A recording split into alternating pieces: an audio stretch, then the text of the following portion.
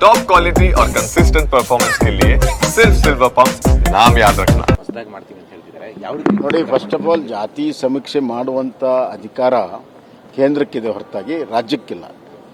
ನಾವು ಮೊದಲಿಂದ ಪ್ರತಿಪಾದಿಸ್ತಾ ಇದ್ದೀವಿ. ಅದಕ್ಕೆ 2015ರಲ್ಲಿ ಜಾತಿ ಸಮೀಕ್ಷೆ ಅಂದ್ರು, ಆಮೇಲೆ ಸೋಶಿಯೋ ಎಕನಾಮಿಕ್ ಸಮೀಕ್ಷೆ ಅಂತ ಚೇಂಜ್ ಮಾಡಿದ್ರು. ಈಗಲೂ ಮೊನ್ನೆ ಅದನ್ನೇ ಹೇಳಿದ್ದಾರೆ, ನಾವು ಬರೀ ಜಾತಿ ಅಲ್ಲ ಸೋಶಿಯೋ ಎಕನಾಮಿಕ್ ಚೇಂಜ್ ಮಾಡ್ತೇವೆ. ಜಾತಿ ಮಾಡೋಕ್ಕೆ ಬರೋದಿಲ್ಲ ಇವ್ರಿಗೆ. ಸುಮ್ಮನೆ ಹಿಂದುಳಿದ ವರ್ಗದ ಜನರಿಗೆ ಕಣ್ಣಿಗೆ ಮಣ್ಣು ಹಾಕುವಂಥ ಕೆಲಸವನ್ನು ಇವರು ಮಾಡ್ತಾ ಇದ್ದಾರೆ. ಜಾತಿ ಸಮೀಕ್ಷೆ ಮಾಡೋಕ್ಕಾಗೋದಿಲ್ಲ. ಮತ್ತೆ ಸಮೀಕ್ಷೆ ವರದಿ ಬಂದು 10 ವರ್ಷ ಆದರೂ ಕೂಡ ಅವರೇ ಮುಖ್ಯಮಂತ್ರಿ ಇದ್ರು, ಯಾಕೆ ಅದನ್ನು ಇಂಪ್ಲಿಮೆಂಟ್ ಮಾಡಲಿಲ್ಲ? ಈ ಬಾರಿ ಬಂದ ಮೇಲೆ ಯಾಕೆ ಇಂಪ್ಲಿಮೆಂಟ್ ಮಾಡಲಿಲ್ಲ? ಅಲ್ಲ, ಅದಿರಲಿ, ಅಲ್ಲ, ಯಾಕೆ ಇಂಪ್ಲಿಮೆಂಟ್ ಮಾಡಲಿಲ್ಲ?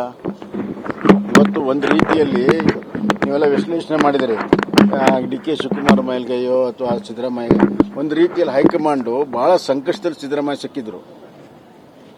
ಒಂದು ಕಡೆ ಜಾತಿ ಸಮೀಕ್ಷೆ ಹಿಂದುಳಿದ ವರ್ಗದವ್ರು ಮಾಡಲೇಬೇಕು ಅನ್ನುವಂಥ ಒತ್ತಡ, ಇನ್ನೊಂದು ಕಡೆ 2 ಜಾತಿಗಳು ಇಲ್ಲ, ಆಮೇಲೆ ಜಾತಿ ಸಮೀಕ್ಷೆ ಒಪ್ಕೊಂಡ ಮೇಲೆ ಏನು ಮುಂದೆ ಅನ್ನೋಂಥದ್ದು ಏನೂ ಇಲ್ಲ.